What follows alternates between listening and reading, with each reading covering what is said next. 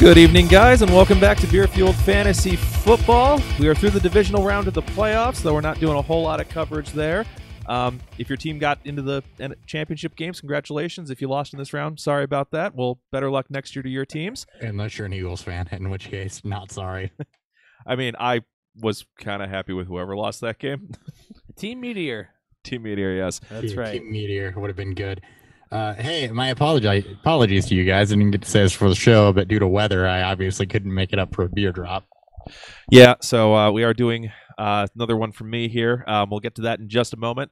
On today's episode, we're going to go ahead and cover the 2017 rookie class and take a look at how they've done through their first two seasons in the NFL. So we're going to cover all the major players in that and look at a couple deeper guys who haven't done a whole lot and see if there's anything that to be hopeful for with them or if we're just going to poke them and say do something. Do something. We got a lot of coaching changes to cover in news and a few players declaring as well. Declaration deadline, I believe, is Tuesday? Yep, tomorrow. Tuesday, yeah. Yeah, so we'll have one more round of those next week when we do next week's episode, which we haven't decided on a topic yet, but we'll get to that shortly. But with Kyler Murray drama going on with that. Lots of Kyler Murray. I'm tentatively putting on that he's declared because that looks like what's going to happen. That's what I have too. He's asking for $15 million from the A's to stick to baseball, and I don't see them doing that. They would need a waiver, wouldn't they? Because draft slot's pretty specific in terms of what you can play the players, isn't it? Signing bonuses aren't. I was talking for the MLB, but yeah, signing bonuses aren't. So I knew slot money was a thing in the MLB. Slot money is a thing. Signing bonus money is not. So. All right. We'll talk more about Kyler Murray in just a minute. Before we get to all that, though, we are Beer Fueled FF. You can find us on Twitter, Instagram, and Untapped. Beer Fueled Fantasy Football if you want to catch the video content on YouTube. Individually, I'm at Nick Sparts. Snowed in St. Louis is Christopher Hopper. Snowed in with all types of technology problems, but I made it at the last minute at Hot BFF with 2Ps. And then to my right is Dan Thury. At 3 BFF, we're snowed in ourselves and always doing it live. Yeah. Thankfully, we didn't get it quite as bad as St. Louis, but still not great. We still set a record. It was still pretty bad. Yeah, for you. I mean, for me, I was able to get out today after I shoved like a foot of snow off the top of my vehicle. Yeah, I had to sweep off Jen's car twice. It was entertaining. I was using a dustpan. I worked. So. All right. Before we get to all the news and everything, though, got to tell you what's on today's episode, beer-wise. Beer Fuel.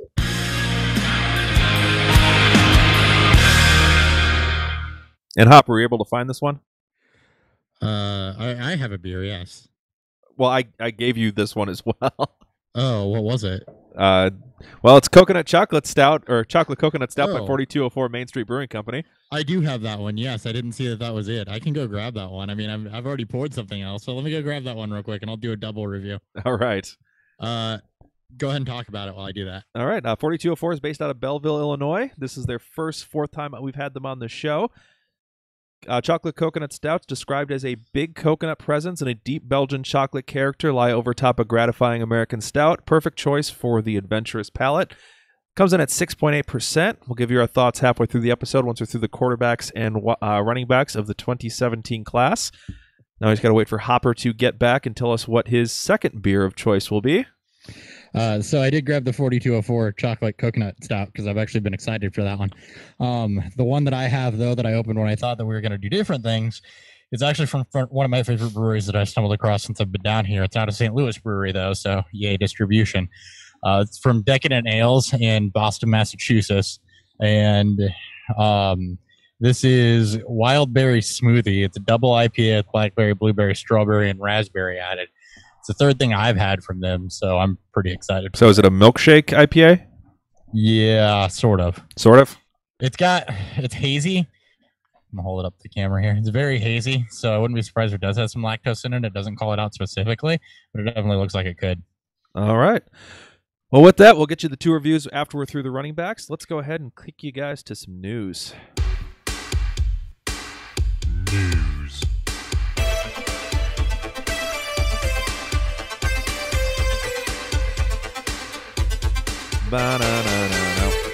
All right, starting it off with the Arizona Cardinals. With the Tampa Bay Buccaneers. Bucks hired Bruce Arians as their head coach. I saw Arians and my brain jumped straight to the Cardinals.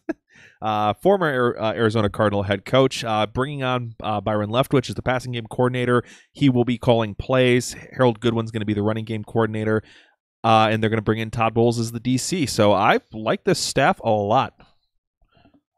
We'll see what happens. This is a massive change to this coaching staff. So we'll see whatever growing pains. But as someone who's been rooting for Winston to be actually successful in fantasy for a while, I'm excited by this. I mean, when he's finished games, he's been successful. It's been the consistency and injuries and just random games where he just torpedoes himself. It was a massive dysfunction. This should bring some sort of.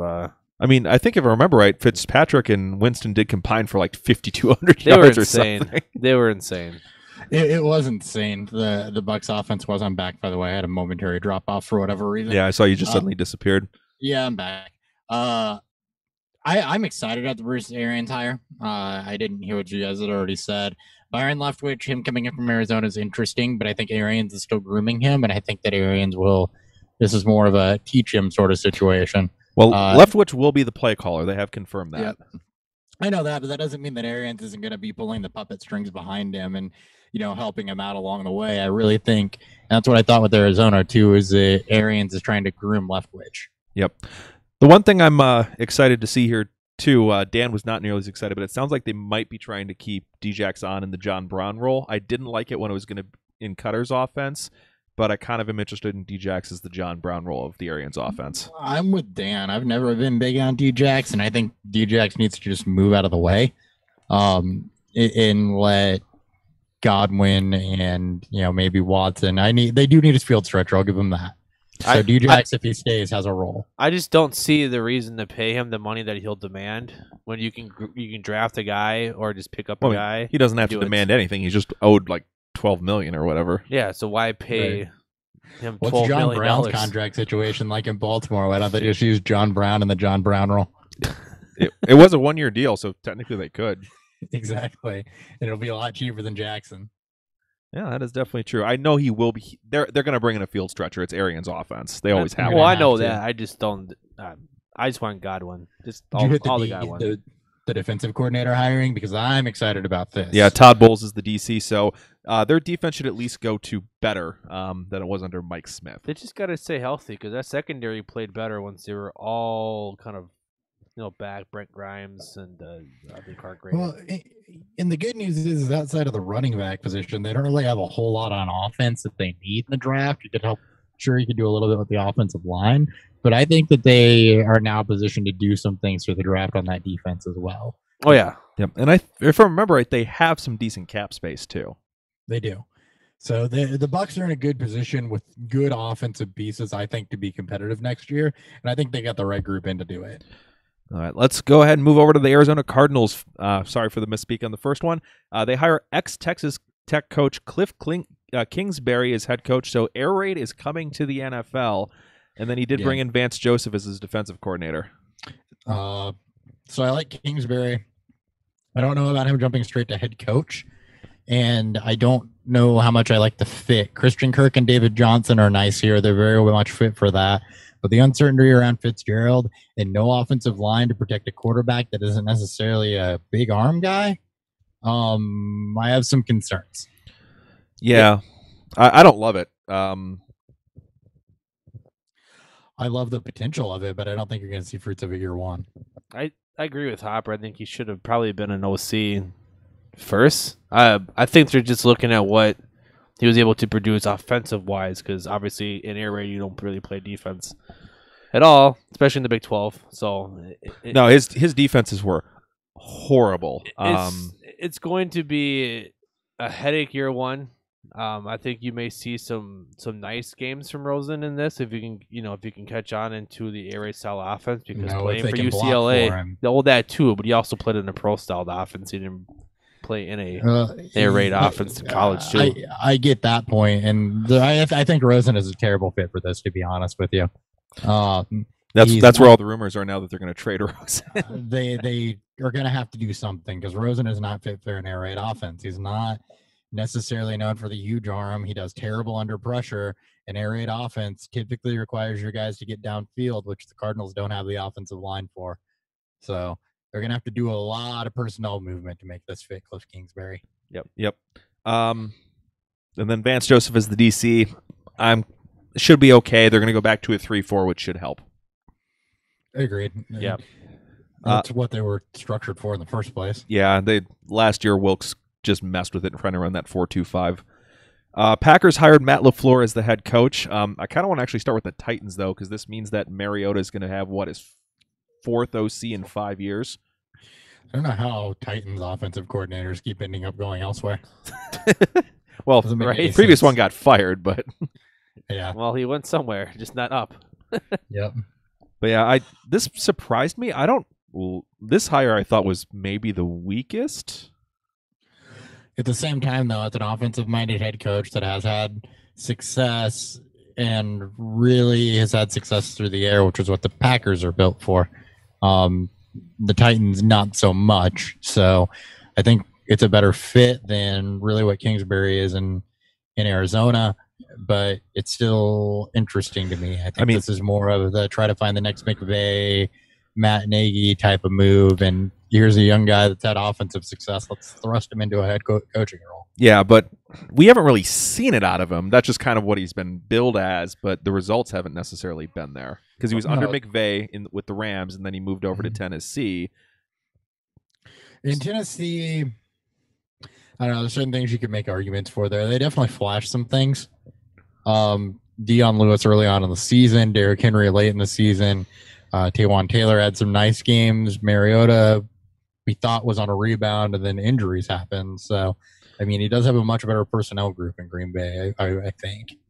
And that's where it starts with. You get Aaron Rodgers at Adams. You get, hopefully he uses Aaron Jones. You get a better offense. Well, what should be a better offensive line. Titans had a pretty banged up whole line too. I was gonna say when healthy, when Titans healthy may is have the Titans. best in the league. Well, but either way, you get to move from Mariota to Aaron Rodgers. So It's interesting. I'll leave it at that.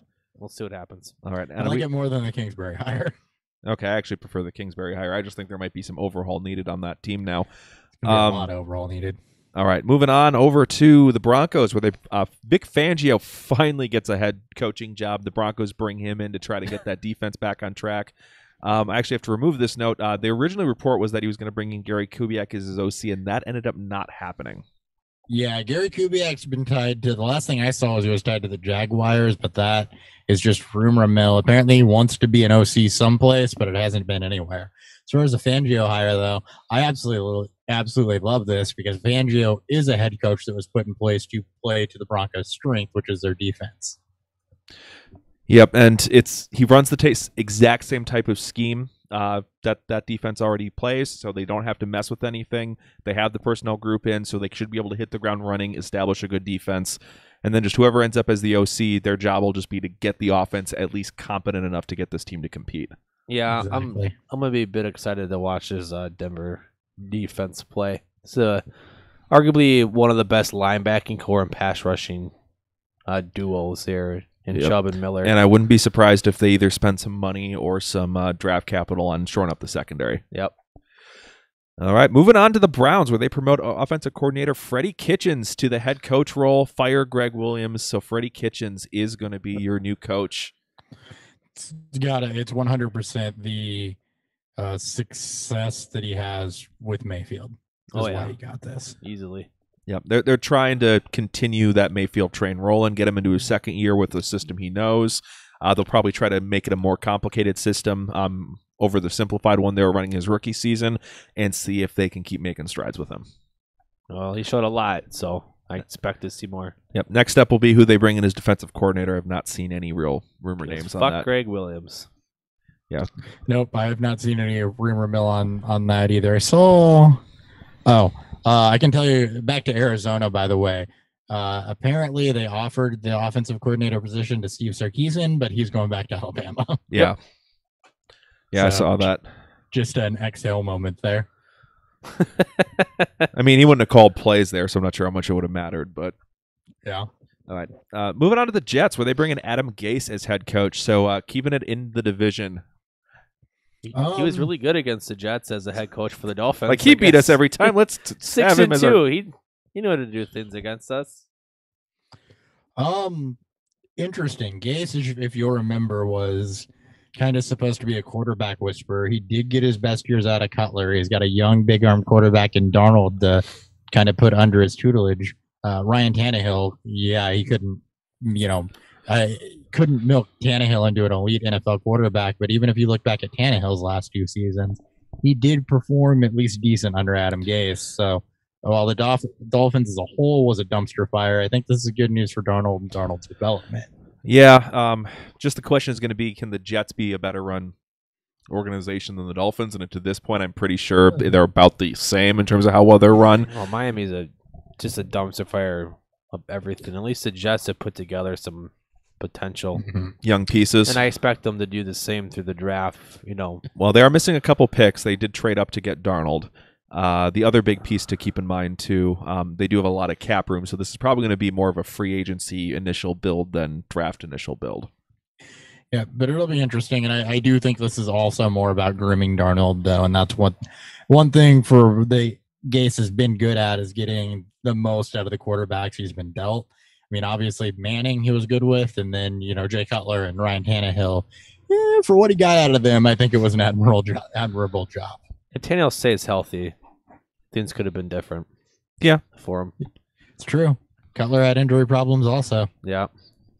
All right. Falcons hired ex-Bucks coach Dirk Cutter as their offensive coordinator. He was in this position previously, back before he got the OC job and then head coaching job over with the Buccaneers. So good news is at least Ryan and Julio don't have to learn a new offensive system again. They've at least played in this one before.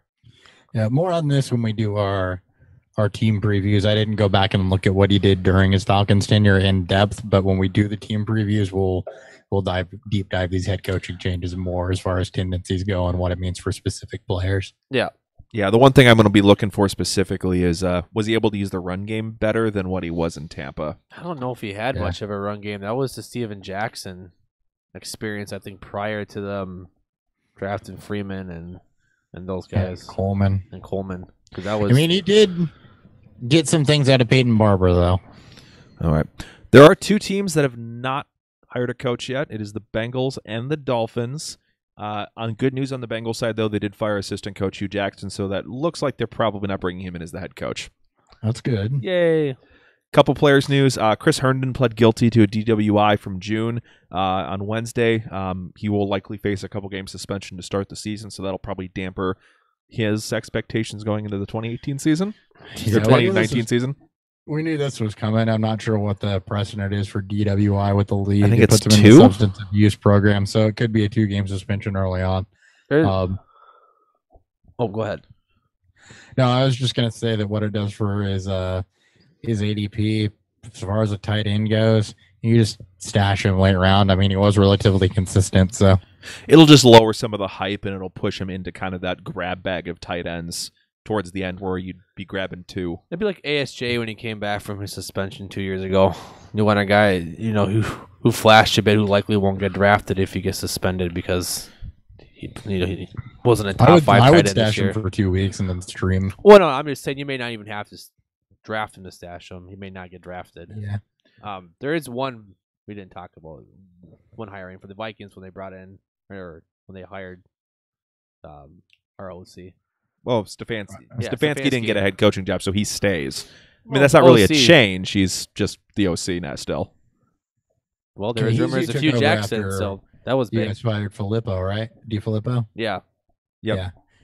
So we'll deep dive that more too when we get into team previews. But at the same, you just saw more of a run heavy offense. Basically, it's good news for Dalvin Cook. I mean, what Zimmer is looking for on that team is somebody who's going to do what Mike Zimmer wants. Is the way that it seems to me as an outsider looking in. Mike Zimmer wants to run the ball. He's going to get an offensive coordinator that he can pull the puppet strings on. That's going to run the football. And he plays to his players' strength too, because you saw far more play action from Cousins, which is what his strength is. Probably see more. And they got Rudolph more involved. Yeah. So just Rudolph was more involved. Also, I will agree with that. I really just think the DeFilippo thing was a terrible fit with the head coach. Yeah, I'm not sure what happened there, but it did not work out. If Filippo likes to pass, Super and Bowl. Zimmer's old school. That's what happens when you win a Super Bowl. All right. Jaguars signed running back Thomas Rawls to a reserve future contract. So just another body in that backfield if something does end up happening to Fournette this offseason. And breaking news, he got hurt. He's the type of running back that they like. So, all right. Let's quick run through the players declaring. This is not 100%, but it's looking like it's going to be that way. Kyler Murray, quarterback, Oklahoma. He's 5'9", so I'm not quite sure if he'll be a first rounder or not, but the hype is there. He's 5'9", 190. Yeah. He's built like a scat bat. Or a slot receiver. Or a slot receiver. Or a slot receiver. He's shorter than the short quarterbacks. There's people on Twitter trying to already make him the wide receiver, and people are just flaming the shit out of those people. I'm laughing my ass off. And yeah, I think that there's a world in which, I mean, you talk 5'9". I mean, he's not, that's still only, 2 inches shorter than Breeze and Baker and Wilson and that type. So, I mean, there's precedent for this, but I still think he's better off playing baseball. I think that's a smarter decision. I just don't think he's going to be able to take any punishments. He'd be a small baseball player, too, though. Shortstop. He is kind of small. He would be a small baseball player, yes. Yeah. All right. Dwayne Haskins, quarterback, Ohio State, declared. This one was a little bit more expected. He will be in conversation for the first quarterback off the board, I think. Yeah, I already watched his tape, and I'm just going to say don't expect any, we had the big 3 and big 4 the last 2 years, and I think he would have been on the back end of both of those after watching his tape. So, no, I do not expect this to be a good quarterback year. I don't know if we'll get a starter from year 1 in this class, at least not on purpose. And I've watched 2, and I have not seen 2 guys that I think could start. I think that Haskins has some things to like, but I think he's also got some things to work on. So more on that in rookie previews, but that's just my first take on this is that I would not put Haskins. I might put him over Kaiser from the 2017 class, but other than that, I'm not going to put him over Mahomes, Trubisky, Darnold, Rosen, Baker, those guys. Watson, yeah, exactly. All right. Moving to running backs, we got David Montgomery from Iowa State. Yay! I love him. I watched his tape too. He was my early running back one. A lot to like there. I'm a big fan of him and the guy we're about to talk about. Yeah, and the other guy, and there's rumors that he may be the first running back off the board is Josh Jacobs, running back Alabama. I have not watched him yet. He's basically John Kelly with more speed, obviously bigger frame, but you see the same contact or balance or contact. Excuse me, a good receiver. Biggest question mark is I think he had 200 total carries in college. That's because he was behind both Harrises. Yeah, well, Najee and Damian. So a lot of it's going to be Alabama, can he handle a full workload or not because we haven't seen it yet. I'll see where I rank him with Montgomery. So I haven't watched Jacobs yet, though. All right. This one's going to be a little tough to pronounce, but I'm going to give it my best shot. Demaria Crockett? Demaria, Damaray, damn it, Ray. Damn it, Ray Crockett. Can we just call him Davey? Let's just call him Davey. Davey Crockett. Running back, Missouri. I don't know a ton about him, but he did declare. Okay. Me neither. You got Hakeem Butler, wide receiver, Iowa State. He's supposed to be probably a top 5 wide receiver in this class. He might be my one. He's 6'6" and has all sorts of ability. That's from not even watching his tape. That's from watching David Montgomery's tape.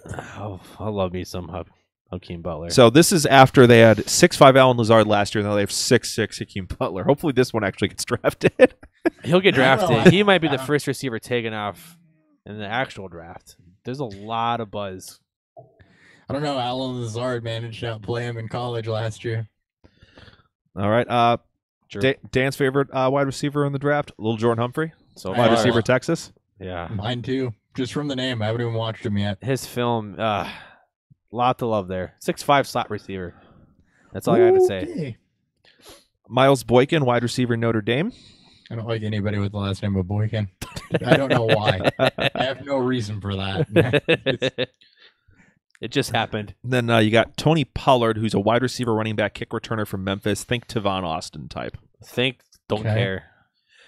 Irv Smith Jr., tight end Alabama. He's going to be competing with Noah Fant for the first tight end taken. I like Is what he I've 90? seen so far. What? Is he 90? Irv. Irv. Irv? And then Jace Sternberger, tight end Texas A&M. He should be probably the fourth tight end off the I board. love his name. That's a strong good tight one. end name to Yeah. me. Sternberger, Jace. Strong tight end name. Jay Sternberger with the block. like Jason Morrow. Yeah. And then players returning, you got Albert Akwayne Bless you. Bunham. Wow. Dan? This is the one I was hoping that I know. would declare, so we had to hear Dan pronounce his name. Well, So next he's year. returning. Akaway Bunham. Tight end Wow. Missouri. He was actually expected to be a top 5 tight end in this class, so people were a little shocked he didn't declare. It's a strong tight end class, so still that might be why. All right, that's all we got for that, though. Let's go ahead and move on to what happened in the first 2 years of the 2017 class and do a postseason check-in. Postseason check-in.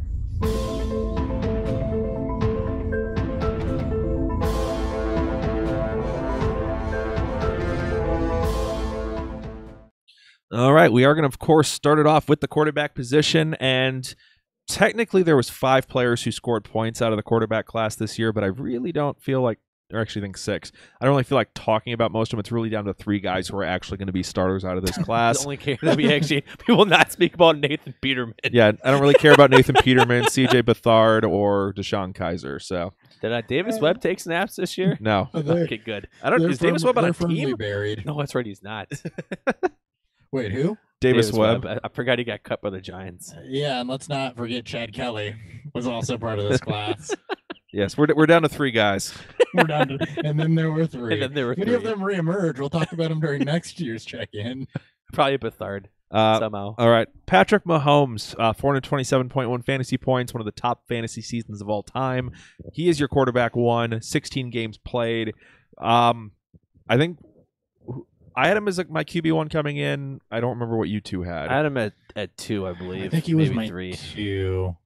I'll admit right away, I scouted pretty poorly, but then again, we were about 3 weeks into actually doing game film, so my rankings were fucked. I expected a longer growth curve for Mahomes to get to this. This is what I saw on tape. Like, hey, he can make these crazy throws. The ceiling for this guy is absurd. I did not expect it to be his I don't second year in think the anyone NFL. expects to see a top 3 QB season of all time in just terms of what he with 5,000 yards and 50 touchdowns. So I got it pulled up. It was Nick's 1, my 2, Dan's 3. So I'll Yeah. just keep these handy. Yeah, I loved what I saw on tape. That Oklahoma game still makes me drool if I go back and watch it, where it was, I think, 55, 52. 8,000 was Yeah. like We'll ignore the fact that Deshaun Kaiser was Dan's 1. hey, like I said, I mean, he was, what, my 2, so I don't have a lot of room to talk either. Anyway, I gotta agree with you, Nick. Though when I watched Mahomes, the reason that I had him as my 2 was because I didn't think he was necessarily NFL ready. And to a degree, I think that the Chiefs saw that too. He sat behind Alex Smith for a year. I did not expect him to take off so quick and to do as much in his first full year as a starter. He was everything we thought he could be, though, when we watched his tape. He was like, when we looked at Mahomes and said he had upside, this season was exactly what we had envisioned. yeah. I mean, I may have had him at 3, but it doesn't mean I disliked him by any sort of means. No, It just- we had that group of 4 pretty close. yeah, it was We did. it was a very fun. It's the best, one of the best, tape to actually just sit down and watch because what he was able to put together. Yeah, I see no reason to be concerned about him going forward. He does a good job of evading pressure. He doesn't take a lot of hits. Go out and buy him in Superflex QB2 leagues. Just pay the premium for him. Pay the premium. I don't even want to think about how expensive that would be. pay the premium. I'd be looking What? to maybe see Okay, what I can get for him in a QB1 league. But QB2, If you had him, what would you accept to give him up? I'm just saying, pay whatever premium if you want to go out and get him. I don't think you can at this point. Like, There's In a 2 QB league, not that you could not pry him from my cold dead hands. Nope, mine either. no, I'm not saying I would sell him. I'm just saying. QB, and you're not prying him from my cold dead hands. You're like, cool, I'm set at quarterback for a decade. Decade, at least. All right. But yeah, Mahomes, he's going to easily be the QB1 heading into next season, and I see zero reason to even be concerned No, about he's the that. QB1 everywhere. No.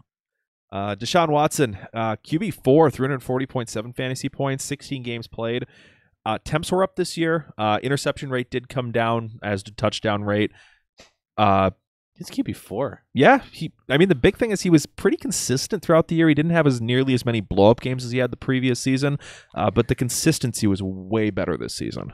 And really, the progress you saw with that interception rate specifically is what you wanted to see from Deshaun Watson, especially behind an offensive line that was not necessarily fantastic. He was sacked a bunch, in other words. So it's good things from Deshaun Watson here. Yeah, he limited the turnovers when he had every excuse for why he should be throwing a bunch of turnovers. Only one person could stay healthy, Hopkins. All his other receivers were hurt all the fucking And time. running backs. And running backs. And His tight offensive ends. line was terrible. All the excuses for why his interception rates would remain steady or he had a bunch of fumbles would have been fine. We could have He made was the narrative. sacked 62 times. But no, he held onto the football, and it didn't. It really helped kind of keep his fantasy score steady, and then pair that with some rushing and a decent touchdown rate, and he got a QB4 finish. He need to draft O-line because 62 sacks and a plethora of other QB hits. Yeah. He's not a big quarterback, No. so No, frame was a concern with him. You gotta protect him more. That's Right. all I'm saying.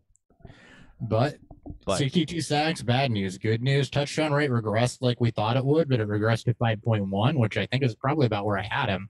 Interception rate, though, dropped to 1.8, which went from being very, very bad to very, very good. that's very Yeah, that's very anything good. under 2, you are very happy Yep. with. You are take that all day. Exactly. All right, let's get on to the third quarterback in this class we're talking about, and that is Mitchell Trubisky, 267 fantasy points, your QB 15 in just 14 games played. I think the big thing to talk about with him, though, is the running aspect, that he didn't really show nearly as much as a rookie, didn't show much in college, but he really liked to take off and run this year, and it really helped a lot of his fantasy games. It did. There's a lot of good things from Trubisky this year, too, when you look at the peripherals. It was 5.5% touchdown rate. Interception rate was at 2.8, so you'd like to see that come down. Completion percentage, even though he had some accuracy things, was up by 7 points year over year. So some good progression from Trubisky as well. But it is the scrambling game that you didn't really see that's helping his fantasy floor. It's his ability to run when he gets outside of the pocket.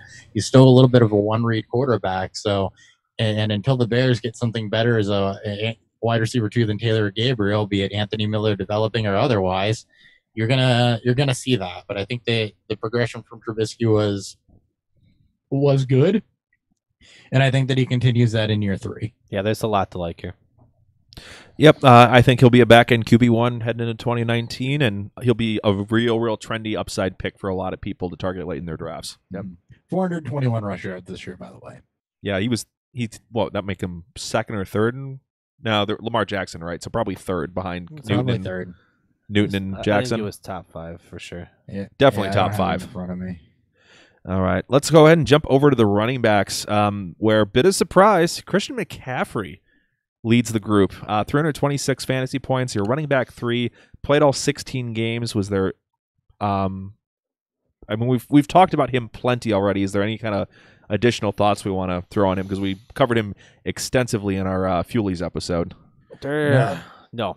No, not really. The high target volume is still, I know he repeated it. It's still a concern to me, though. I don't know how you consistently win games or are a perennial contender when you're throwing to your running back over 100 times. But that being said, he showed it as a runner, and that's what I wanted to see out of Christian McCaffrey. He showed it down on the goal line. I have zero concerns with him going forward. He's going to be a top 7 to 8 running back next year in redraft. I think he'll be drafted higher. That's probably where I'll expect him to finish, is probably top 7. Yeah, right? it just word. Yeah. It's all about the touchdowns. First 7 weeks, I think he had 1. Yep, I think he he was had not what- getting work inside the 10 early in the season. And then the second half of the season, he just exploded, and his red zone usage rate jumped through the roof. And I wouldn't be surprised if Carolina decided to draft a bigger back to help kind of take away. He had the third most touches in the league. I don't so think they will, though, because they had that in C.J. Anderson, and look at what he's done. It wasn't a C.J. Anderson problem. I don't think they want to. Well, and that's fine. And they may have questions about the way their blocking scheme, where they're not wanting to try to block for those type of backs. Mm-hmm. It could be. I'm just saying, though, that I don't see them getting a bigger back, because that's what we thought C.J. Anderson was going to be when he got brought in. And, Well, I mean, I'm they not. didn't do it. They didn't use it, and nothing with the coaching staff has changed. Yeah, I'm not saying they would, bring in a bigger name ish. I'm just saying that I could I see mean, them drafting somebody I late, think- like day 3 late. I think they bring in a body, but Yeah, I'm just. I don't know how many touches. Depends they how get. many times you want to give them that. I don't think it's a danger McCaffrey. No, is what I'm God, saying. no. They bring in a body. That's Yeah. that's what I was getting at. Is they did that with C.J. Anderson, and it ended up not playing out like we all thought it was going to Fucking be. CJ So even if Anderson. they bring in a body, I'm not falling for that again. Yeah, McCaffrey took that narrative out back, covered it in gasoline, and lit it on fire. That's why Blunt's so. Excuse me, CJ Anderson's so big. Oh, good God. All right. Meatball. This class continued to fare well, though, throughout the rest of the rankings. Alvin Kamara was your running back 4 at 307.7 fantasy points in just 15 games played. So if he'd played all 16, he might have been up there with McCaffrey. Both just had excellent seasons.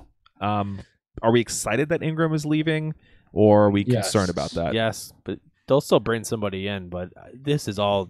Hopefully This a is lesser a full name. Camaro. They'll draft someone. I still think they'll draft somebody, but they'll try to find.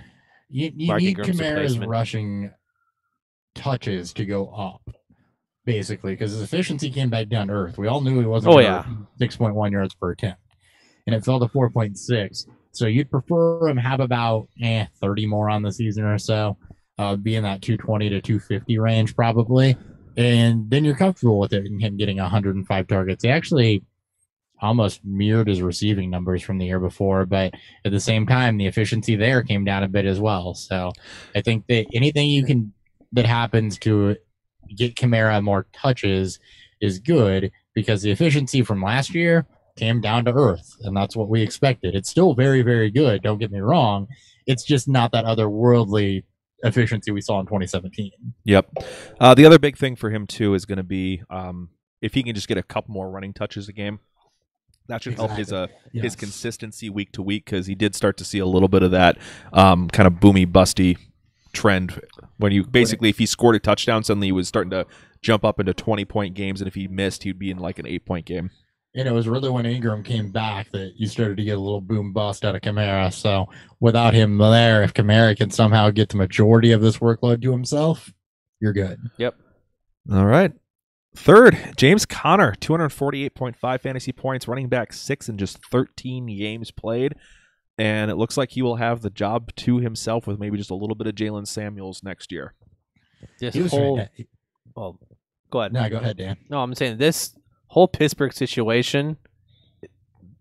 I'm a little concerned, especially if Mike Tomlin gets gets the can somehow. I doubt it. But I mean, he should be the guy. We've seen from Mike Tomlin led offenses with Pittsburgh. There's only one running back here, so Mike Tomlin getting the can would have happened by now, I think. So I think we're in the clear Yeah. there. I mean, I've been wrong before, but James Conner, though, I think given the opportunity was handed, did better and more with it than we could have expected or hoped for. We all liked him coming out, but none of us liked him necessarily this highly. So to see James Conner come out and perform like this is a fantastic thing. Nick, you were highest on him at 7. I am at 8. Dan had him at 10 looking back. So Yeah, I loved his tape, and he was a better pass catcher than I even expected. I thought he was an okay catcher in college, but he did much better with Pittsburgh. he did Well, fantastic. they do a great job with getting the running backs involved in the passing game, so Yep, that helps him a lot. It helps insulate their floor so much. It's awesome. Yep. There was a few games where Connor got like 30 rushing yards and still gave you an okay PPR day because he had 7 catches for 50 yards. All right. Fourth, Joe Mixon, 221.9 fantasy points. The running back 9 in 14 games played. This was kind of what we were hoping for and expecting. And when he was healthy, he was everything I wanted. Yeah, and he had a great end of season stretch. I believe 4 of his best games came in the last 5 weeks. So a lot to love here. No more Marvin Lewis. Hugh Jackson's not going to be there. So whatever they decide to do or bring in for head coach and OC, a lot of excitement because we were big fans of Mixon's tape. 3 of his best games were over his last 4 weeks. 3, yeah. I'm looking at it right now. Okay.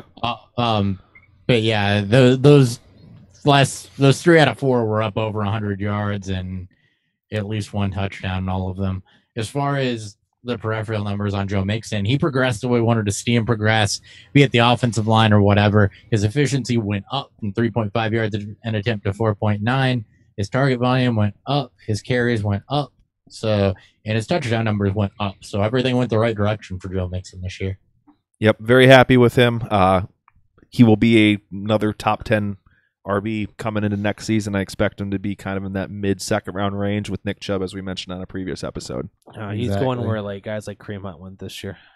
That turn pick. Maybe slightly later, but right around there, yeah. Right around the turn. Yep. That's where I've been seeing him. Speaking of Kareem Hunt, 217.2 fantasy points. He was your RB11 in just 11 games played.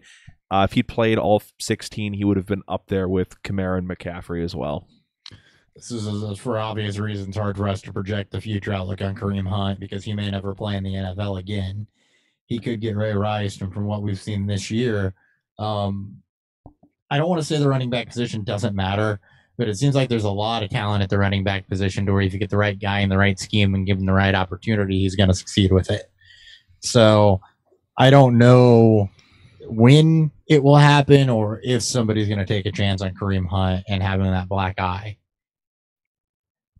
Yeah, I mean he will land somewhere over the offseason. I'm confident in that. I just have no idea what type of team's going to take a shot at him. I don't know what team. It may not even be this year. It may be, after the suspension's done and everything else. And does he have to be on a team for the suspension to be served? No. Okay.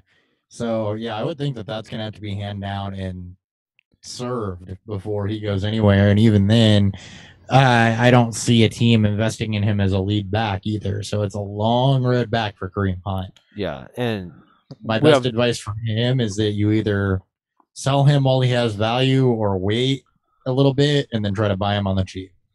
Well, I think the buy window is one of two places. It's either now or you wait until the suspension comes down and then you buy him then. You just test the waters and see what the owner feels. If you're looking to sell, I think you wait until there's any rumor that he's signing somewhere.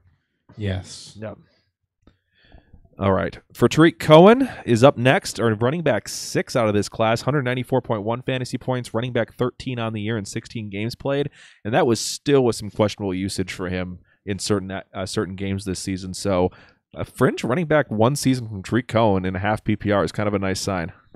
Yeah, his usage should go up. Target-wise, he had about 20 more. Reception-wise, touchdown-wise. I mean, everything trended the right direction for Cohen. He is a very good fit for this offense. Still commits some inconsistencies in his usage, though, as far as how he's being utilized and when.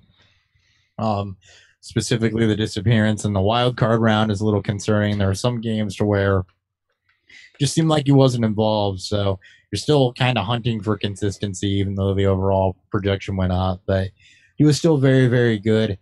His yards per reception actually was up by about 4 this year. His yards per carry was also up this year. So, again, just another guy from this class where everything is moving in the right direction for him. Yeah, a lot of it is just going to be, as we mentioned, is what his usage is going to be looking like next year, where his ADP is going to be. This is going to be a guy where you want to draft him in the same veins of, like, I don't know, Danny Woodhead after his big blow-up season, Duke Johnson, Jade, yeah. So there's going to be a lot of concern where he starts his ADP. Yeah, I'm gonna have I'm gonna have a tough time guessing where he'll be. Also, I really want to see if they do anything with Howard this offseason. Yeah. I do too, but even then, I don't think you can hand Tariq Cohen the lead back role. Well, Not necessarily the lead back role, but if you get a lesser name in there with Cohen, it may point to a little more consistency for his usage. And I do think that they need to bring in, regardless of what they do with Howard, I think they're going to bring in a third back anyway, because Taquan Mazzell ain't it, Chief, and they're still trying to use him some too. Yeah. So, I think somebody else does show up here. I think that they probably should trade Howard. He's not necessarily a fit for this offense. My concern would be if they get somebody in that's a little bit more nimble outside of the tackles than what Howard is, and that taking away from Cohen some. That could be a concern. But yeah, Cohen, my initial gut assessment is I'll probably try to draft him as an early running back 3 next year. If people want to take him higher than that, I'll probably be cool passing. Yeah. I think that when you get into that if drafts go this year like they did last year, when you get into that kind of ugly rounds 4, 5, 6, Tariq Cohen's an early name I'm looking at there. Okay. Maybe even a little sooner, but Yeah, probably round 5 sounds about right. I don't think I would go in round 4 because there's going to be enough other like wide receivers. I'd rather like take my I don't even 2 want than to think about it into this vein yet. Just Yeah. It's so we have a lot to still go through. understandable. Yeah. All right. Up next, Marlon Mack, 165.6 fantasy points. You're running back 21 in just 12 games played. So nice showing from him. Also some inconsistency concerns, and also a lot of concerns that they bring somebody else in with all the cash they have. I still don't think they're going to spend any money on a running back. You are going down with the Marlon Mack ship. It's not. Well, I mean, first I was probably the highest on him. I guess my love. I don't even need to see the list. I know you were the My highest. love for him, I guess, was a little bit too soon, but there's still so much to do. They drafted 2 running backs last year that showed us something, and both were used while Mack was hurt, and that's where most of the inconsistencies. Put it this way, Dan. came He from. was your running back 5. Yeah, I was very high on him. Nick was 9. I am at 13. I was obviously too low. Consistency issues with Marlon Mack, yeah. He wasn't getting 20 touches every game. He was most games in that 12 to 15 range. You also had some health concerns with him. Overall, Dan was right for the most part as far as the on-field performance goes. He was fantastic. 4.7 yards a carry, 195 carries, 9 touchdowns. Did it in the receiving game, although Nyheim Hines did take some of that work from him. That was where kind of one of the concerns we had in winning Mack, a running back 2, was Nyheim Hines, and that did show up in the receiving game. As far as a rusher, though, Marlon Mack was very, very good, and I agree with Dan. I don't see the Colts spending significant money on the running back position. I'm just concerned with them being so flush with cash that they're just like, we need another playmaker. And They just need go a wide receiver 2, wide receiver 3, offensive line, and still defense. Like I said, it wouldn't shock me if they wouldn't, try to go after a guy like Le'Veon Bell. I just don't think they need to. And I don't see why they would. I personally don't think they should. I just wouldn't be. I just am kind of expecting them to do it. I think that I agree with the wide receiver cases, and I think that they'd be smart to keep some cap space intact too. I know it's a ways down the road, but you're eventually going to have to extend Quentin Nelson. You're eventually going to have to extend Darius Leonard. Yeah, the cap will go up, but I think you can get some impact free agents on that defense. Oh yeah, they are going to help out more, and some impact weapons for that offense that aren't necessarily in the running game. I think that the wide receiver depth and key impact players on defense is going to be bigger. Now, granted, they have one in Darius Leonard to do some pass rush. All right. 8, Aaron Jones, 158.5 fantasy points, running back 23, 12 games played. Bookended by a suspension and then an injury to end the season, but he looked good when he was finally getting the full workload. Let's just hope. Literally the last guy on most of our lists. Nick, you were the only one who wasn't 20. And by the way, remember when we only watched 20 running backs? Well, I don't think we're going to watch Those that. times are easy. We're not going to watch that many more this year, right? Because it's a smaller No. class declaring. It's going to be like 25 I mean, or so. we'll probably watch more. I don't know if we'll talk about more. Because I'll watch more than 20. Anyway, Aaron Jones, the question at the beginning of the season was, who's your Packers running back? And a lot of us were kind of shrugging like, Aaron Jones, I guess. He looked best doing it. Well, I think we can all say it's firmly Aaron Jones now. Well, it firmly should be Aaron Jones, but now we have a new coach in, so who the hell knows what they're going to do? This is the same guy who gave us the whole Lewis and Henry dance all goddamn season until the end. He knew he knew when Derrick Henry was going to be effective. He knew December, and he kept him fresh for it. It's That's probably my a take. good thing the previous regime traded Ty Montgomery, so we can't have that song and dance. That does limit it just to Williams and Jones. Until they draft the pass catcher in this draft. I do not put that even on me. I don't care either way.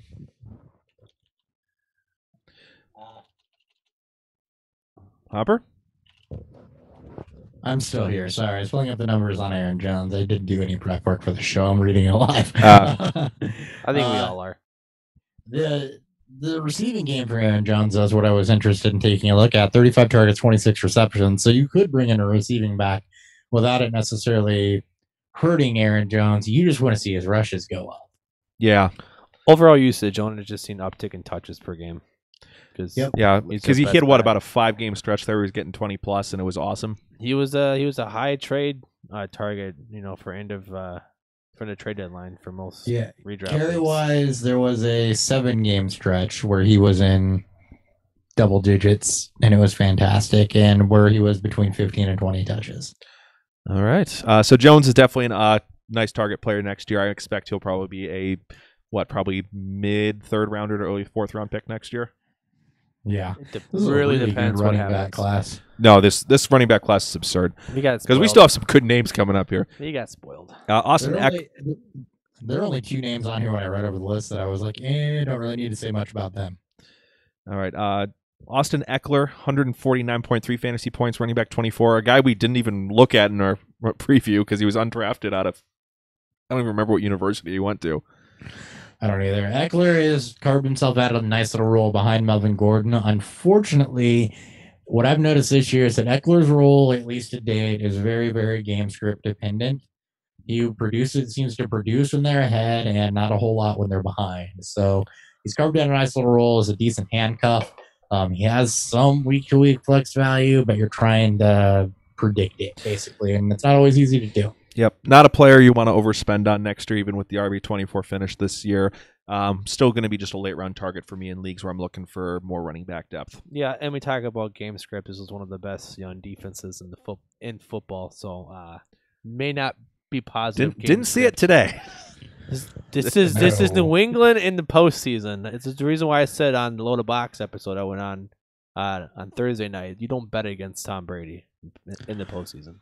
You don't, and really the Chargers defense appeared to take a step back, and I don't know if that was, I don't know why. It sounded like it was all about formation. They ran a soft cover 3. They use a lot of 5 and 6 DBs against a very vanilla styled old school scheme run heavy that New England used.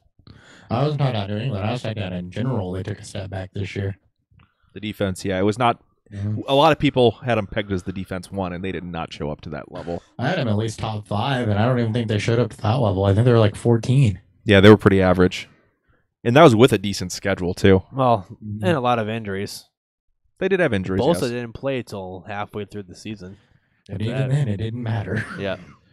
All right. Matt Breida, 149 fantasy points, running back 25 and 14 games played. Took over for Jerick McKinnon's injury, but he could never stay fully healthy through the season, but he was impressive the few times he was. Him and Marlon Mack, I think, are the same player. Yeah. That's basically what I got from this. They were both beat up, both not healthy, both incredible when they were healthy. You'd like to see both of them see about 70 more rush attempts and probably about 20 more targets because they were both in the 30s. They were both very, very good when they were healthy and they did play and they got enough touches. Yeah, I would like to. Actually, I'm kind of excited for McKinnon to be back next year because then Eckler or Breida can be an actual change of pace back and probably have some weekly flex value with some nice handcuff value if anything happens. Well, to we've McKinnon. seen what Kyle Shanahan's 2 running back offenses could yield in Freeman and It's true. Coleman. So, And Breida has You that may job see- on lock. you may see that again next season, folks. McKinnon is Freeman and Breida is Coleman. Yep. Yeah, that would be good because it's going to preserve him. A guy that's been beat up with soft tissue issues Yeah, his entire career, so you need to preserve him. Yep. Ideally, Breida would see about 12 high leverage touches a game. And efficiency-wise, he would be fine with that. 5.3 yards per attempt. We see efficiency go up the less a player touches the ball. 9.7 yards per reception. Both very, very good numbers. And again, the less somebody touches the ball, the more efficient they seem to be. All right. Up next is Dalvin Cook, second to last player we're going to spend a bunch of time on at the running back position. 132 fantasy points, running back 29 in just 11 games played. Was dealing with some hamstring issues early in the season. Cramp my ass. Yeah, cramp, quote unquote. Yeah, then he misses 5 games. But overall, flashed a bit this year. Not the blow-up year we were all hoping for, but should have some decent hype going into next season. I expect he'll probably be a third-round pick. I will take that all day. I love what I saw at the end of the season. Him in the passing game. I expect touches to remain around where it was. I don't think Murray will be back with the Vikings next season, giving them more chances to see more touches. Yeah, Murray could be a very easy cut for them. Yeah. Yeah, he was getting about 20 a game over the last 4 weeks. So that was after Flip was fired. So as long as he can stay healthy. All right, and then one last guy we want to talk about is Leonard Fournette, 109.4 fantasy points, the running back, 40 in 9 games played. What are we doing with Fournette from a dynasty aspect here? You think you got to hold him and hope that he stays healthy, honestly. Him and the Jaguars have apparently cleared the air. And we've seen it the last 2 seasons that before he gets hurt, he's incredible. After he gets hurt, all of his metrics as far as yards after contact and missed tackles and evaded tackles go in the shitter. And he turns into a 3.5 carry yards per carry back. Yep. A few other things didn't kind of work out in his favor, too. The offense, injury-wise, started to kind of unravel before he even got hurt. You had Marquise Lee go down. You had the tight end position just completely implode. The offensive line started sustaining injuries. And then the passing game just completely fell apart. So everything was... wide receiver one. Yeah. As much as we like Dede, which we'll get to him in a bit, he's no wide receiver one on this offense. He's not a wide receiver one in general, but yeah. All right. So he's a hold and hope it gets better. He is, because if you sell him, I don't think you're going to get the value you should get out of him. I get owners being concerned, but I think you are going to have a window next season where you can probably sell him for higher. Do you go kick the tires on him if you're not an owner and see if you can get him for cheap? I bought him, and I've already bought him in a league. Yeah. I gave up a late first. I think 2 late firsts for him in a weak running back class. A guy like Fournette could still see some decent value. Guys like Cook and Fournette, who both had injury-riddled seasons, you can still, get them for, a decent amount if you want to move them. It's just the buy window is nice right now in what is a weak running back class, or what it's considered one. Because anyone who owns him is not feeling great about it right now, so this is ideal buy time. Well, it's nice. I mean, I was excited because I bought him well before all this shit broke loose. I was excited to see him maybe leave Jacksonville and go to a team like Baltimore, who maybe would have paid up for him. But now with everything being fixed between him and Coughlin and and all, I guess we should see something from this. Who are you taking next year, Aaron Jones or Leonard Fournette? Fournette, because I expect him to be still high in touches. I don't think they're going to completely change his offense in one season. Right now, I think it would be Aaron Jones.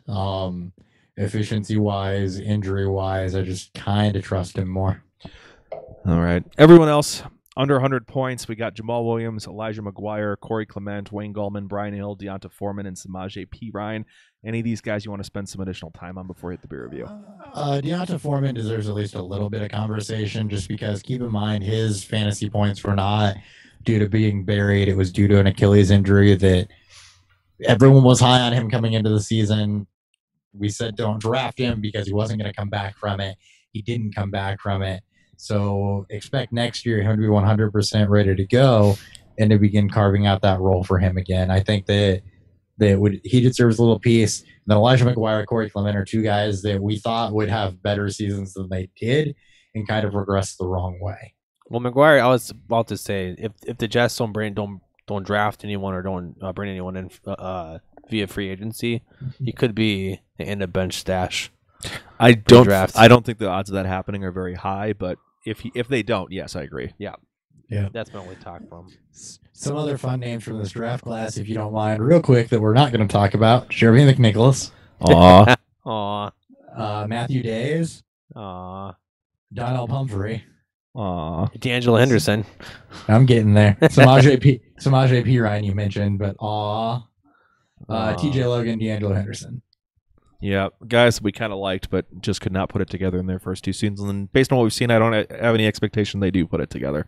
I don't either. All right, let's go ahead and review some chocolate coconut stout. Beer review.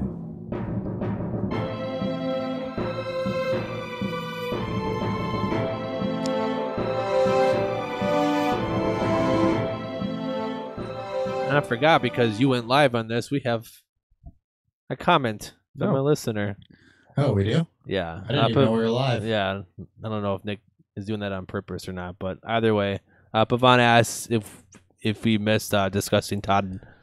Was it Mankins hired to the Browns? I must have missed that. So I guess he'd be the OC. It was late Sunday night.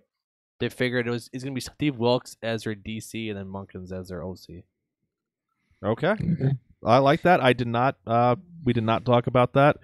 I'll Yeah. have to deep dive Munkins more. I mean, he was the OC with the Buccaneers, and he was the play caller. So I'll have to deep dive I Munkins I more. like it. We'll talk It's a about fun that more move. when we do kind of final coaching shakeups and start doing team some previews. team deep dives. We'll go a lot into what this means for teams when we do team previews after the draft. But on the surface, I think the Browns are doing good things for Baker. Oh yeah, and this offense as a whole. Offense should be much better. All right, 4204's chocolate coconut stout.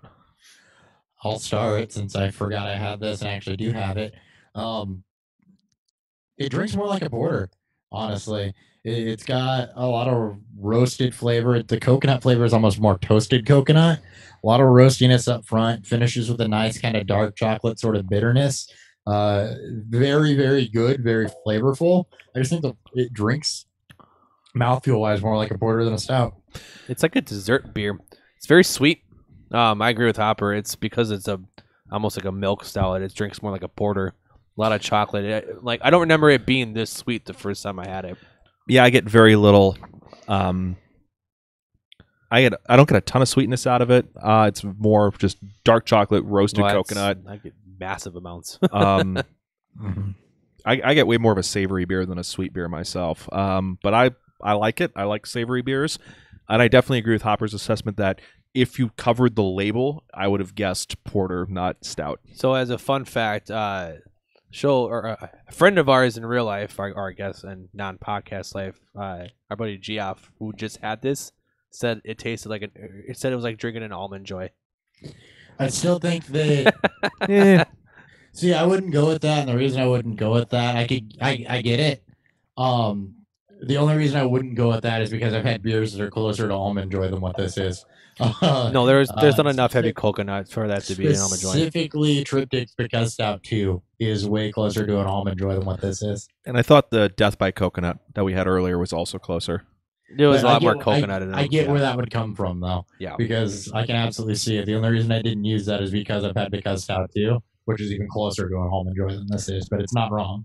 Yep. And then what'd you think of your ale hopper?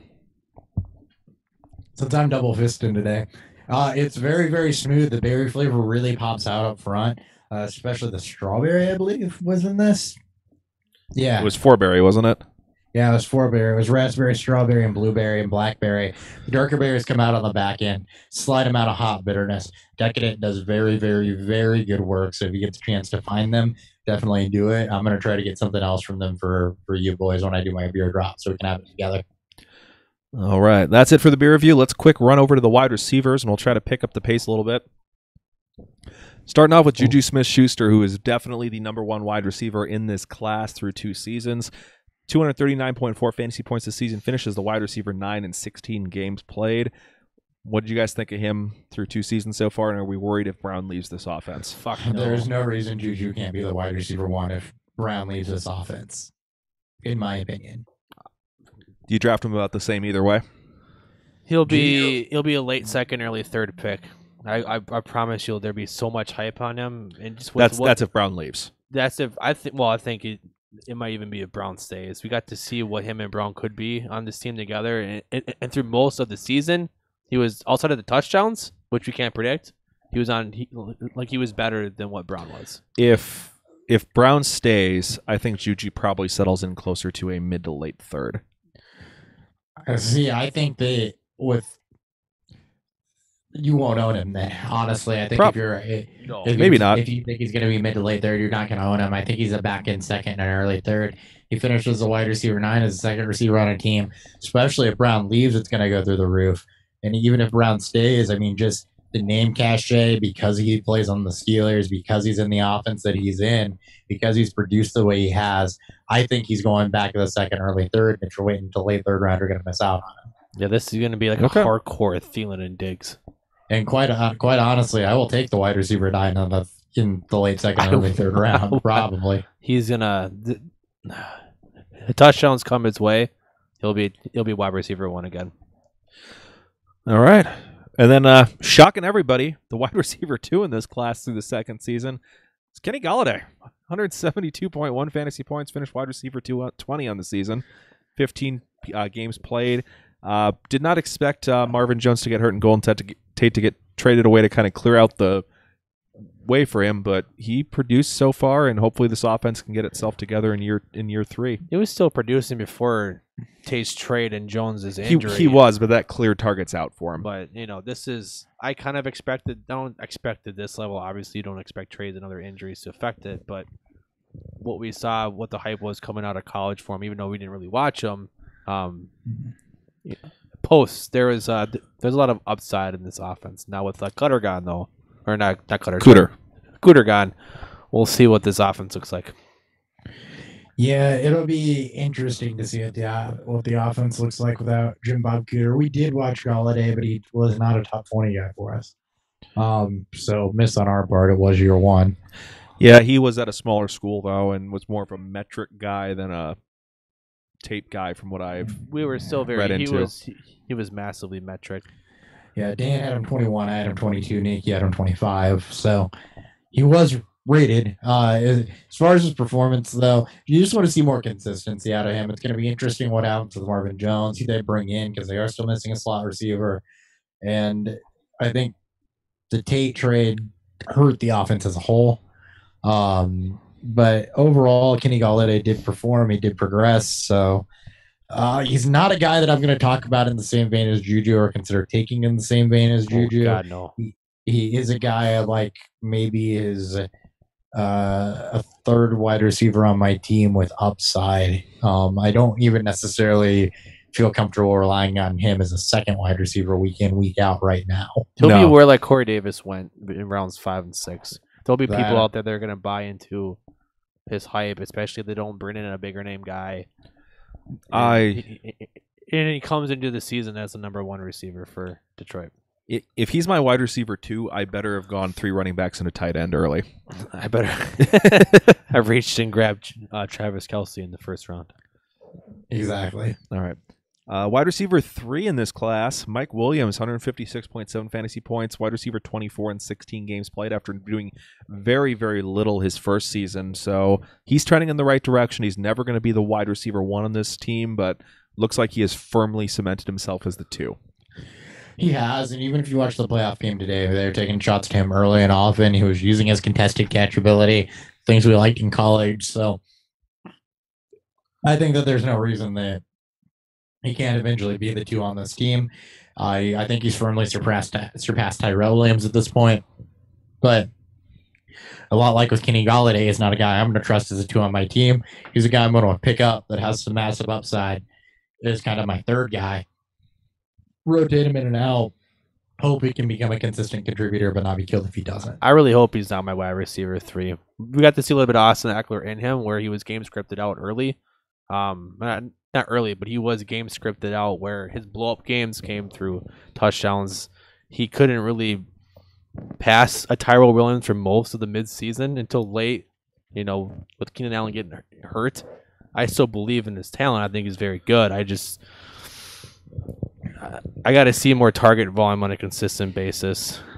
He was more consistent than Galladay was. So, again, I think there's a lot of upside there. Yeah. I just think that he's going to have to see more consistent target volume, more consistent work in order to do it. It was very touchdown dependent.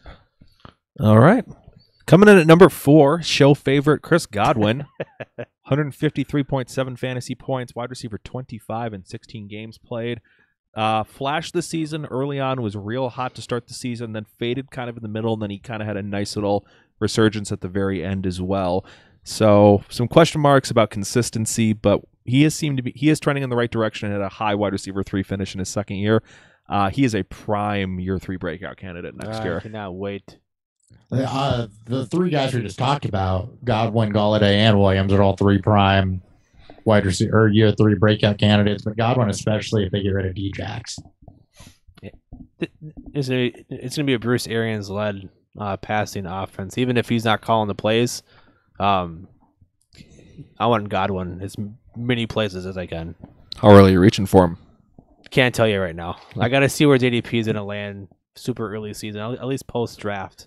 to know. Considering, let's think back to this last season, probably he's going to be He'll be probably around 7 guy. He'll be 5. I guarantee he'll be 6'7". He'll be where like guys like Jamison Crowder went because he was a highly hyped guy coming into last season.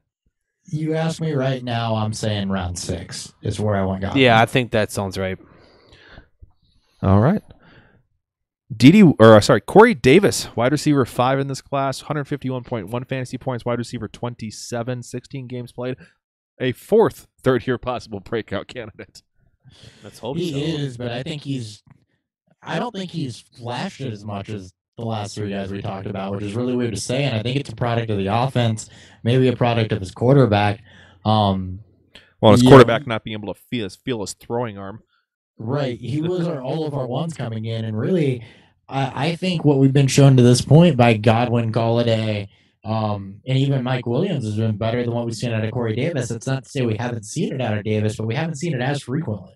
No, he would, if we were re-ranking the class, he'd probably be my 5 or my 6. I'm not sure if I'd have Davis or Williams higher, but Godwin, Galladay, Kupp, and Smith-Schuster would be ahead of him. Yeah, I still believe in his upside. I just, as Hopper pointed out, the offense, again, with the OC changes isn't helping. He's been banged up a little bit.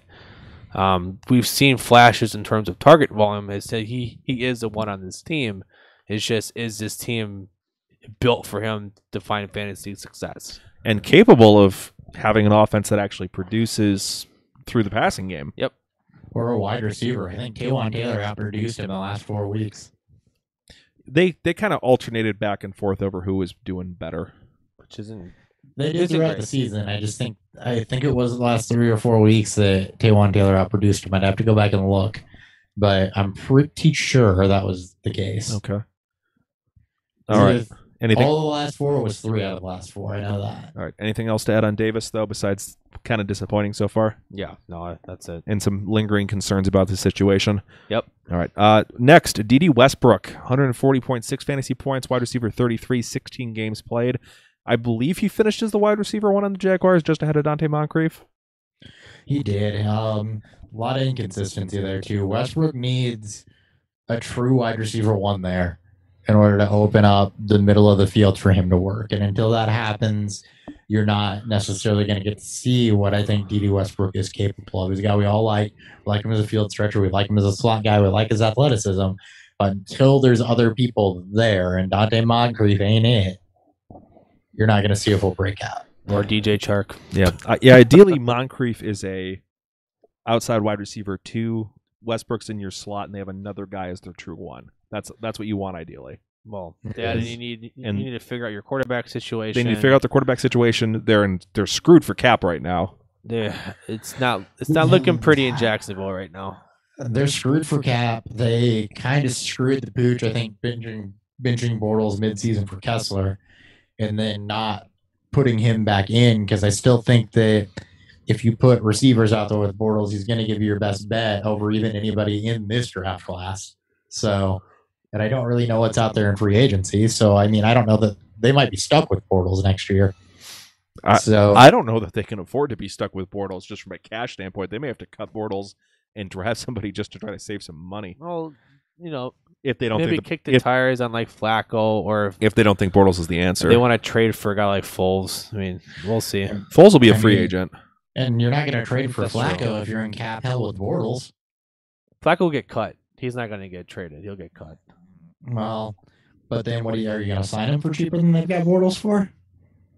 Yeah, probably can get him cheaper than what the 18 or 20 million they're paying Bortles. Yeah, I'm not sure. I have to look So. at all the free agency stuff. I haven't quite done that yet. All right. Yeah, I don't know. I'm just saying that the Jaguars are not in a good position right now, and it's not good for D.D. Westbrook, because I think that they could get a big wide receiver in this draft if they wanted it.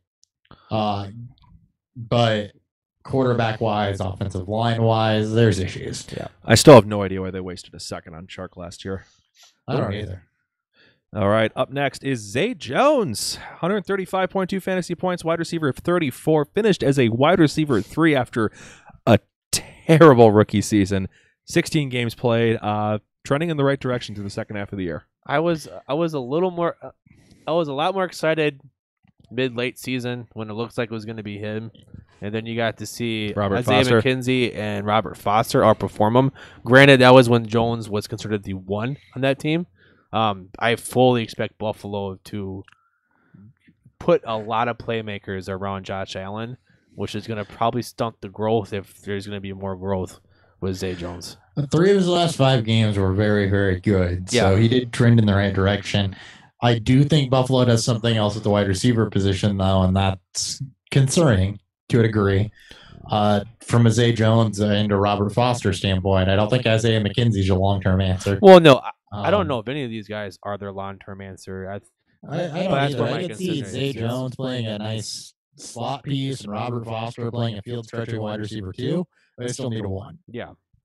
Well, I think they do still have more pressing needs, though. They need a do. McCoy replacement. They need a tight end because But that Clay is also nothing. affects the They offense, need the though. offensive line fixed, so they may punt wide receiver and address other issues first. And if so, Zay Jones is again another very interesting. I wouldn't say breakout, but he's an interesting guy that's going to give you some startable weeks next year. I mean, hey, finished as a wide receiver 3 this season. No reason why he couldn't do it again. Yeah. All right. This one hurts. Number 8, Curtis Samuel, 117.3 fantasy points. I'm not. First off, I'm okay with it because they figured out how to use him and McCaffrey. It didn't affect McCaffrey at all. It actually may have helped them. So Yeah. I'm not as pissed off at this as I used to be. Well, just how much we hated on him, and then he comes out and actually has an okay season. Wide receiver 47, 12 games played. They're using him the way he probably does. Double-digit targets. Yeah. What the fuck? You're stunting my DJ Moore growth. 65 targets, 39 receptions, 494 yards, 5 touchdowns. Though that's not exactly the type of volume I want. Well, that was only through the air too. He had a bunch of running work too. That was through the year. He had a bunch of running work, as in 8 rushes, because he only had 8 rushes. Oh, did he have like 2 touchdowns though? Yeah, 2 touchdowns on 8 rushes, Okay. 84 yards. I was remembering the touchdowns. I guess I expected more carries to lead to those 2 touchdowns. Nope, just 8 of them. All right. And he only had. It's like And did he have a pass too? I think. Maybe a pass. He had 3 over 80-yard games. He was a gadget guy. I don't think he had it. Well, either way, I'm not drafting him next year. He's a gadget guy. I'm not drafting him He'll be- either. You got He'll be 3 games overdrafted. where he had big plays and some touchdowns, but I mean, overall, they get rid of Funchess and don't bring anybody else in. I'll be taking a look. okay, yeah, I can agree with that. But even then, it's going to be a late round flyer. I'm not drafting him to rely on him. I'm No, drafting him because there's upside You'd there. be a bench play and see how the Yeah. offense looks year 2 of Norv. I can agree with that. All right. The number 2 wide receiver in this class, but came in at number 9 this season due to injuries. Cooper Kupp, 115.1 fantasy points, wide receiver 51 in 8 games played. Don't really have to spend too much more time on him. He is the wide receiver 2 in this class, though. We talked about him a lot, and as far as how bad the midseason injury hurt, he was on pace to have an incredible year. Go So- buy him still. I think his value is still too low. I think he's the one side, at least 1A, 1B with Robert Woods in this team. I think they both surpass Cooks. I agree. I agree. All right. Staying in the same offense, Josh Reynolds, 85.5 fantasy points, wide receiver 73, 11 games played. Buried it without an injury, though. Yep. Very blocked, and I think he was miscast trying to fill in for Kupp in the slot. Well, they had Woods in the slot, I thought. Ed Woods in the slot. That's right. Still He's miscast. still the number 4 target on this, and that's without Cup. Yeah. Uh, Hey, on to something that makes me really happy. John Ross only finishing with 74.4 fantasy points. Yep. Except he steals touchdowns away from. Wide receiver 81, 13 games played. He did finish behind both Boyd and Green for work this year. I would hope so. And I expect that to continue. So I think he's gonna be a field stretcher and apparently a red zone target. I don't get what that's He about. doesn't get a lot of targets. He gets, But he random scores a lot. He gets random red zone targets. That's for sure. So keep an eye on him. But coming into next year, I expect he'll be a buried wide receiver 3 with a couple of He's games. not. I don't see him getting drafted. And then rest of the list: Taywan Taylor, Ryan Switzer, Isaiah McKenzie, Trent Taylor, Chad Williams, Noah Brown, and last Josh Malone. Any thoughts on these 6 or 7? Switzer if Brown goes, but I liked a little bit with what I saw, but I mean, obviously Brownlee's is then Washington, but nothing really else to like here. Yeah, Noah Brown unfortunately hasn't developed and now is buried behind Gallup and Cooper. Trent Taylor's buried. Taywan Taylor is maybe interesting, but that passing game would have to get really good to support him plus Davis plus the tight end. Who knows? So, yeah, probably just ignoring the rest of these guys. They're deep dynasty stashes at best. Let's go ahead and run over to the tight end position where we've got George Kittle setting records. 212.7 fantasy points, your tight end 3, 16 games played. I did not expect him to be leading the class after 2 seasons. Hey, I didn't get to do my fun. Here's other names from this class. Oh, we didn't sorry. talk about. Let's do All it. right, you ready for some names that you might have forgotten existed? Sure. Yes, let's do it. Ardarius Stewart, Oh, Yep. God. Didn't forget him. Carlos did. Henderson, Mm-hmm. Malachi Dupree, Chad Hansen, Yep. Amara Darbo, Darbo. Katie Cannon, Oh yeah, him. Ishmael Zamora, Oh, Whoops. Ishmael Zamora. whoops, Puke. Noah Brown. No, we talked about Noah Brown. Did we? Yeah. I missed that. We talked about Isaiah. We talked about, no, it was Isaiah McKenzie. Isaiah Ford. Oh Yeah. God. Double catch himself. Baylor Real himself. quick, Robert Davis, Austin Carr, Stacy Coley, Shelton Gibson, Speedy Knoll, Travis Rudolph, Jalen Robinette. It got real ugly at the bottom of that I class. remember those It names. sure did. All right. All right, on to tight end. On to George Kittle. We have no concerns about him going forward. We talked about a lot in the Feelies episode. Just anything else we want to add on his great performance this year? I love George Kittle. That's all I really got. Yeah, he's pretty good at football. His ability to score from like 80 yards as a tight end is absurd. Yeah. I have a real yikes name on this list that we all had in our top 5, by the way, that is not going to come up on Oh, this I know show. who it is too. Yep. At tight end? Yeah, I know who it is. Yep. Just keep going. Okay, I'm drawing a blank I at the know, moment. I'll see if I- I can remember. I know who We'll it is. get it at the end. Yeah, I know who it is right away. All right. David Njoku, 115.9 fantasy points, tight end 9, 16 games played. Was real hot and cold throughout the season, but we saw him trending in the right direction as the season progressed. I think his breakouts next year. I agree. I think it is too. I think that Baker will utilize him, and tight ends, we know they progress slow, so I'm not worried about him yet. All right. Moving on, O.J. Howard, 103.5 fantasy points, tight end 12 in just 10 games played. Probably drafted as a top 5 or 6 guy next year, you thinking? Oh, no doubt. He No should doubt. be. Cameron Brayton did nothing in the injury to say, hey, I should still be in competition with O.J. Howard. It's all him. All right. Evan Ingram, 4th, also missed some games, 101.8 fantasy points, tight end 14, 11 games played. I'm not overly concerned about him. They just need to kind of fix the quarterback situation. He should be fine, but the dynasty tight end 1 talk he was getting after his rookie season has obviously been killed. Thankfully. Yep. Thankfully. But he'll still be in play as a viable fantasy tight end. But Yeah. they do have some things to work through. And I think for over the next 5 seasons, he'll be probably a tight end 1 in at least 3 of them. Yeah. If not all 5. Yeah, barring injury, of course. Barring injury, of course. Then we kind of get into just a mess here. Gerald Everett, Ricky Seals-Jones, Jonnu Smith, Michael Roberts, Jordan Leggett, Adam Shaheen, Jeremy Sprinkle, Jake Butt. Any of these guys that we're overly excited about or looking closer at? Oh, Jonnu Smith. Yeah, Johnny Smith, before he got hurt, I think started to come into his own. He didn't, as the season kind of wore on, I don't think that he necessarily did it immediately after the Delaney Walker injury, but he did start to work into his own. And then Gerald Everett's another guy that when the Rams had to use the tight end, I thought that he really stood out and could eventually take over that role and find himself a place in that offense. Yeah, There's just a lot of bodies right now. I thought he looked better than Higbee overall. Oh, definitely. Shaheen and Butt are both also interesting names just because of the draft capital invested in the offenses they're in. I don't know that anything ever comes of them, but they could. Yeah, Jeremy Sprinkle also, he played 5 games. You didn't really get to see it. That offense was a complete mess, but we talked about it before. There's 2 tight ends that could be on the way out of town there. I was gonna say, and they don't bring anybody in. No Reed, no Davis. You could be sprinkling some sprinkles on Sprinkles. your ice cream. We mentioned him when Davis is old. Reed may not be on the team next year. I could see Sprinkle possibly competing for the starting tight end job next year. Yep.